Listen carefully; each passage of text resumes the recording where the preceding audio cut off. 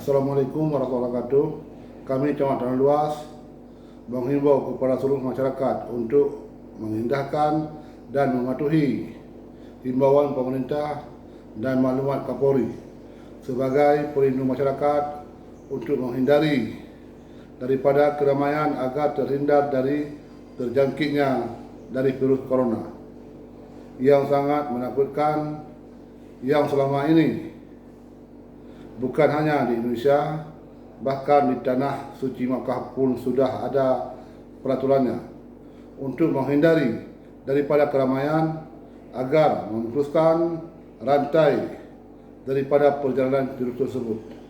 Maka kami mohon kepada seluruh masyarakat Tanah Luas kiranya untuk mematuhi peraturan yang telah ditetapkan oleh pemerintah demi kebaikan bersama. Wassalamualaikum warahmatullahi wabarakatuh.